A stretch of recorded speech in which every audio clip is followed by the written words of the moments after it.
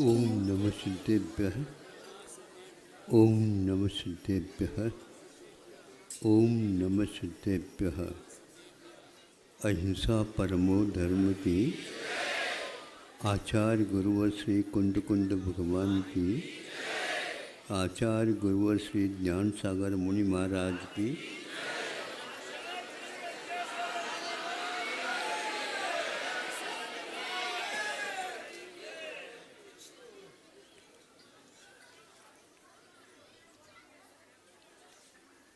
शुरुआत से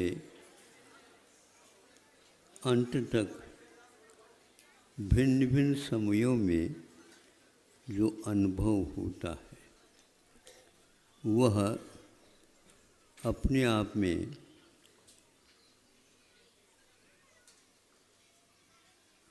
एक शोध जैसा अनुभव होता है। बोध का होना और शोध का होना, इसमें बहुत अंतर है। तैरना और डुबकी लगाने में जो अंतर है वही अंतर लगभग बोध में और शोध में है।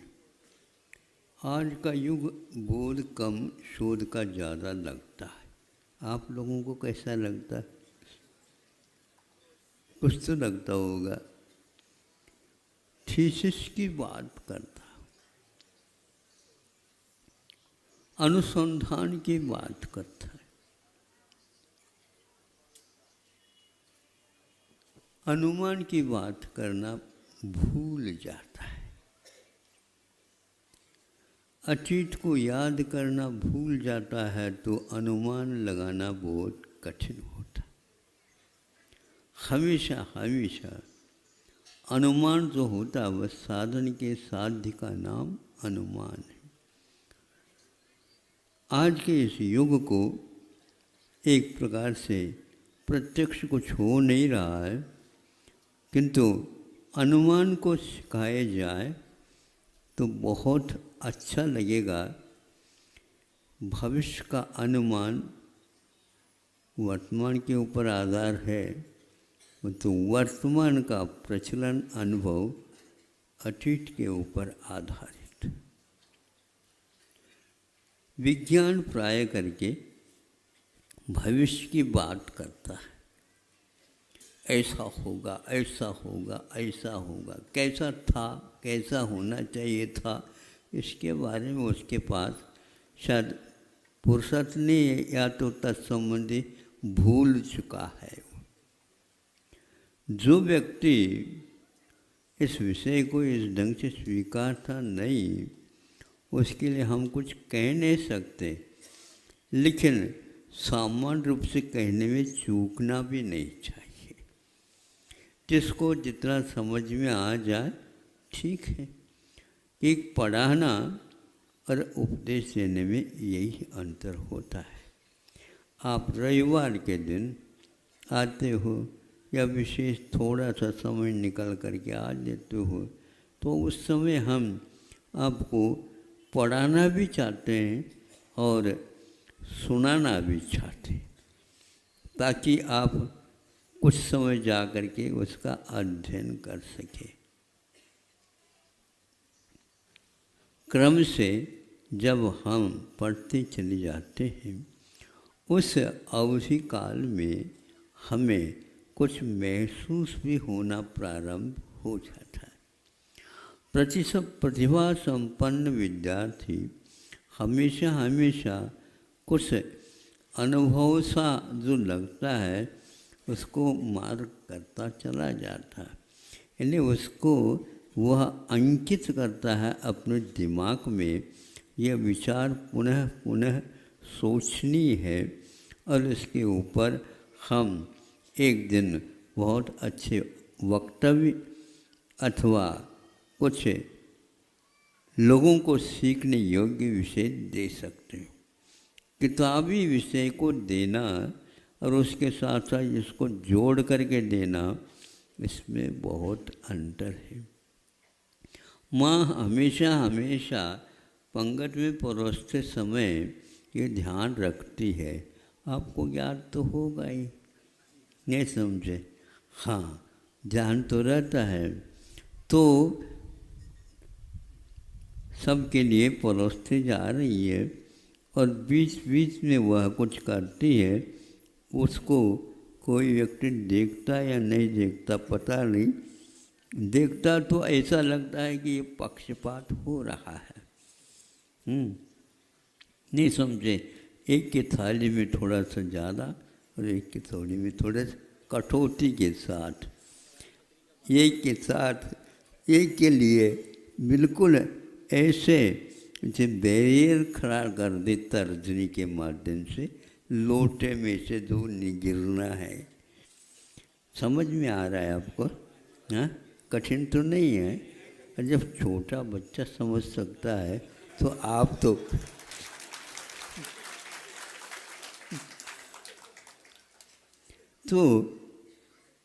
छोटे ने कहा, छोटा भैया ये क्यों करती है ऐसे? मुस्कान के साथ उसने उत्तर तो नहीं दिया, न ऐसा नहीं, आपको बताना होगा, आपको बताना होगा। तो बाद में बता देंगे बेटा, बाद में फिर क्या होगा, अभी परोसने का काम है, बता देंगे, हम अवश्य बताएंगे बेटा। अब बाद में वो पुनः पूछा, कई बार हमने देखा तो ऐसा होता था, ऐसा क्यों होता? देखो बेटा, उनको भी पहले ऐसा ही करती थी, नहीं समझे? जब तक उदाहरण नहीं देंगे वो चुप नहीं बैठेगा। हमें चुप कर देगा वो, लेकिन उसको चुप करना तो आवश्यक है। जितनी जो है उतनी उन्हें जो उम्र जो है उसकी जितनी थी उस समय तुम्हारे लिए भी ऐसा किया जाता तो उसको भी ऐसा ही करते थे। ऐसा क्यों किया जाता है? हमेशा हमेशा एक सा होना चाहिए। तुम हमेशा एक सा कहाँ, तुम तो बड़े जा रहे हो, जितने बड़े होते जा रहे हो वैसे वैसे तुम्हारे देते रह जा रहे हैं। अच्छी बात है। तो बड़ों का अलग होता है, मतलब छोटों को अलग होता है, लेकिन छोटा ही बड़ा होता है क्या बेटा? बड़ा अपने बड़ा बन कर के आता, बताओ। हाँ, ये तो समझ में बात आ गई। तुम्हारी अभी यकृत जो है, जिसको लीवर बोलते हैं, वह कमज़ोर है।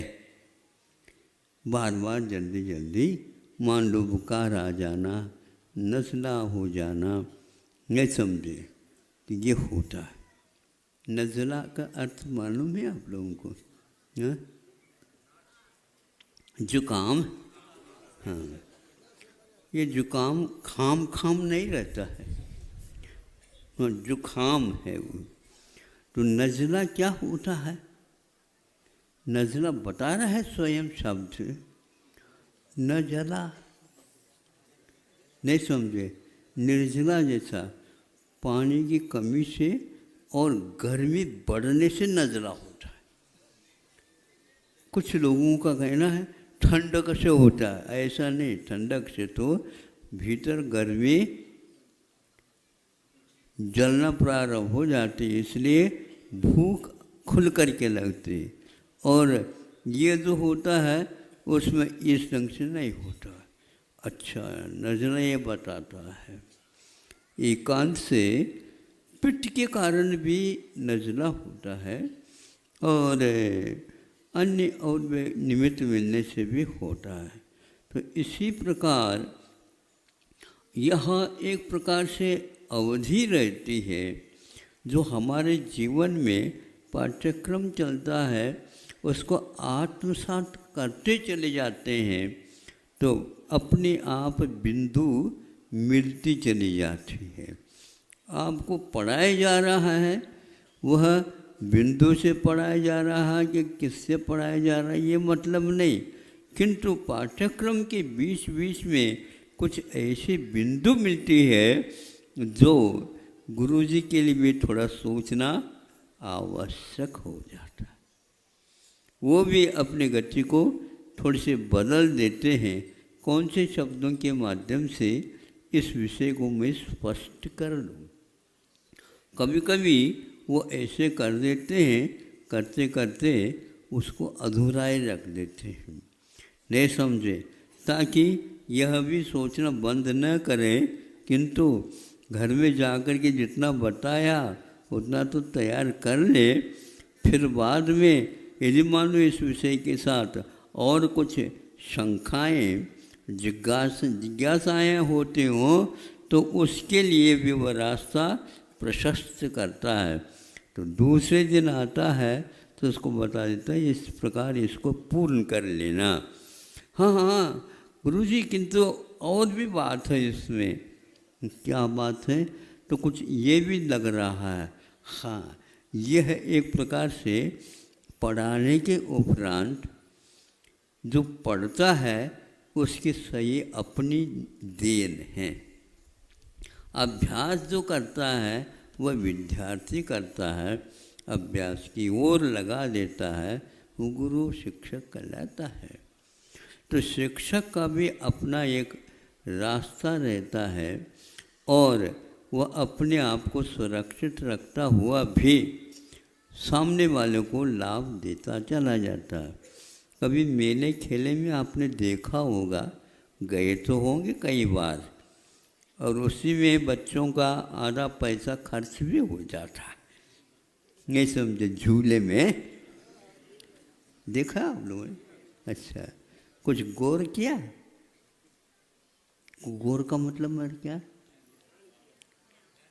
ध्यान दिया? क्या ध्यान दिया बताओ?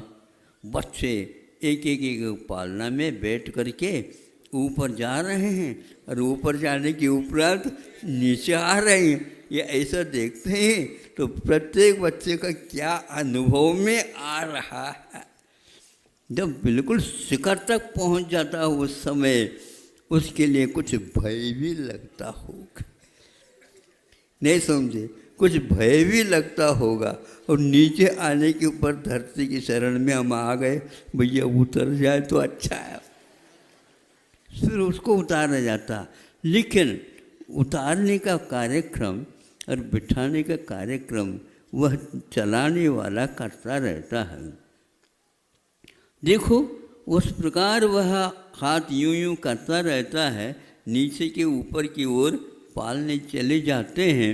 उस समय वह वहीं पर ध्रुव पर खड़ा रहता है।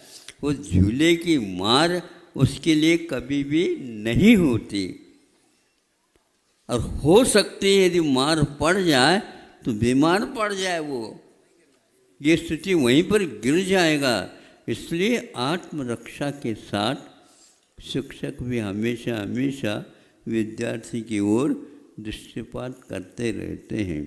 कहीं ऐसा ना हो कभी कभी जल्दी में मान लो शिक्षक उत्तर देना चाहें, नहीं, प्रश्न करने वाला भले ही जल्दी करे, ये उसकी बात है, लेकिन उत्तर देना हमेशा हमेशा अप्रमत्त दशा के साथ ही दिया जाता है। अप्रमत्त के बारे में तो आपको कई बार कह चुका हूँ, वह 15 प्रकार के प्रमाद से ऊपर उठता है तब कहीं जा कर के अप्रमत्त दशा का अनुभव होता है। तो वह बच्चा यदि पूछता है तो अप्रमत्त होकर के जब पाठ को अच्छे आत्मसात कर लेता है तो उसके दिमाग में शंका उत्पन्न हो जाती है। ये प्रश्न है उसका, ये शंका है उसका, गुरुजी का नहीं शंका। गुरुजी के पाठ के ऊपर जब अध्ययन प्रारंभ किया जाता है तो शंका होना स्वाभाविक है। और प्रश्ना के इसी के अर्थ को प्रश्नावली कहते हैं कि वह सुन लेता है, वासना हो जाती है, किंतु पूछता है उस समय उसके दिमाग में आता है।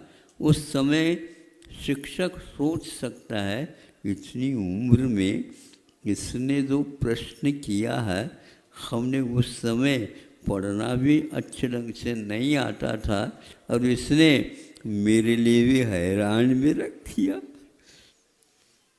हैरान होता है कभी कभी, क्योंकि वह जल्दी में उत्तर नहीं दे सकता। जो जल्दी में उत्तर देता है वह वस्तुतः शिक्षा की कमी मानी जाती। हाँ, आप जल्दी में पढ़ सकते हो, लेकिन पढ़ाते समय वो जल्दी नहीं कराते। ऐसे बोलते हैं वाक्य जिसके द्वारा वह सुन करके उसको पूर्णतः लिख भी सकता है बच्चा, किंतु जल्दी आप करेंगे तो आज 12वीं कक्षा के बाद जल्दी हो रही है। आज 12वीं कक्षा के बाद जल्दी हो रही है। क्या जल्दी है? महाविद्यालय आ गया, अब विद्यालय छूट गया, महाशब्द लग गया। ये क्या है? इसमें तो पढ़ाने का उपक्रम प्रायः गायब हो चुका है। भारतवर्ष में तो हम थोड़ा सा पूछते हैं, क्यों ऐसा होता है क्या? हाँ महाराज, बिल्कुल हो रहा है। अभी आप कम कह रहे हो, लेकिन इससे भी बहुत ज़्यादा हो रहा है। इतनी अति हो रही है कि हमारे लिए कभी पूछने के साहस ही नहीं हो पाता। ये ऐसे पढ़ाते हैं, क्या पढ़ाते हैं उन्हीं को मालूम, या तो विद्यार्थियों को मालूम। न अभिभावक जानते हैं और न कोई व्यक्ति जानता है।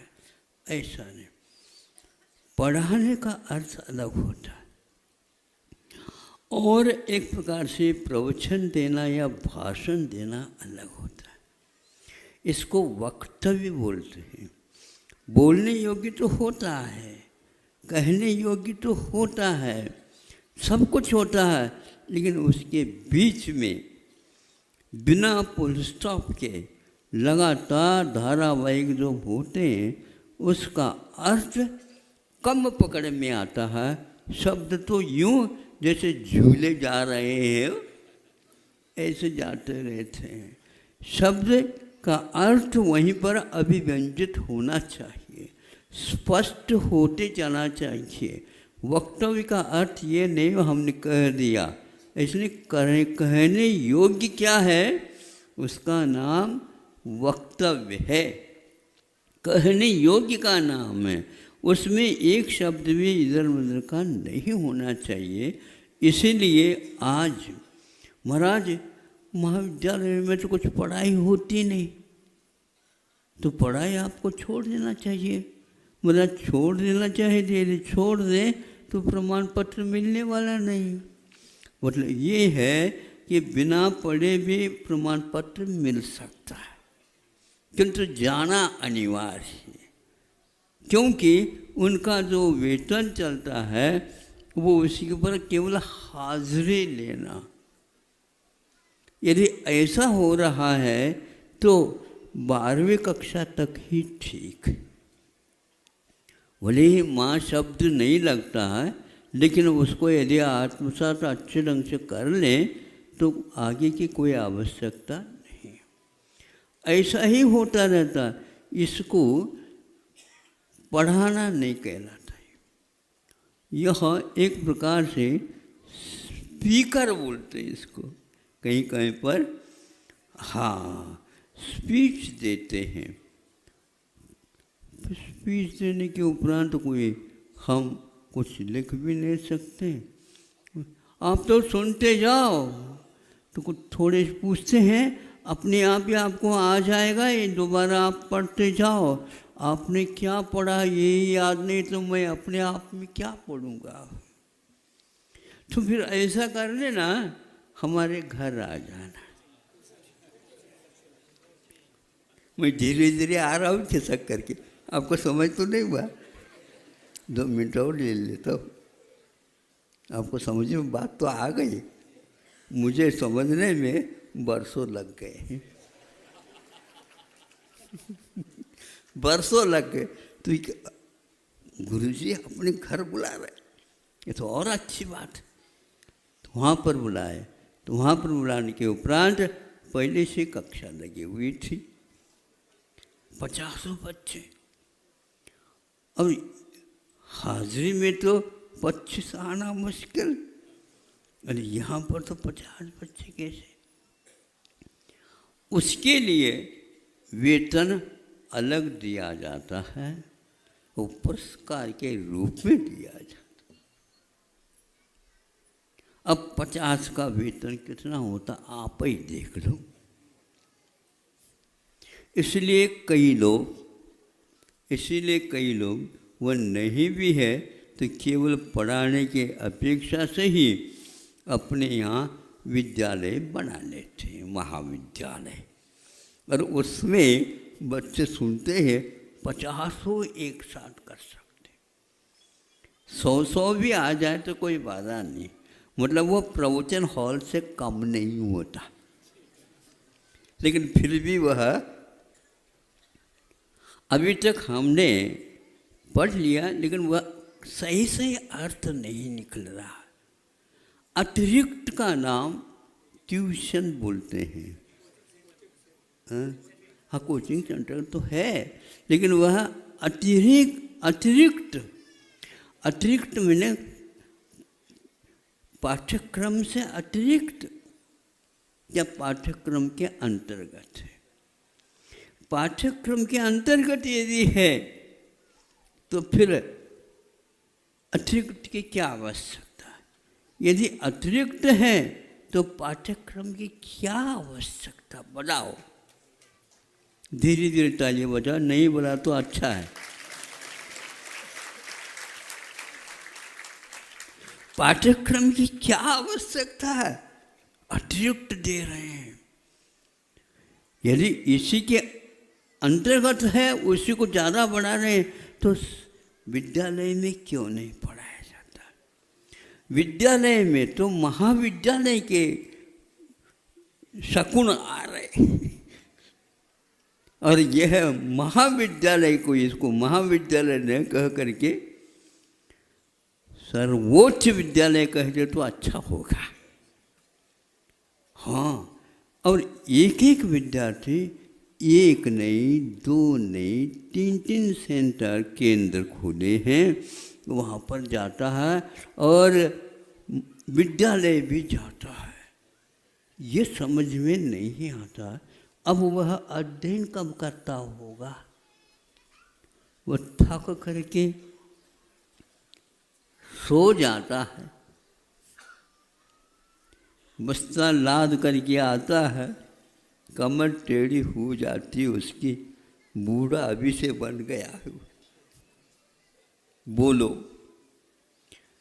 अतिरिक्त का अर्थ उन्होंने इंग्लिश में ट्यूशन कहा है।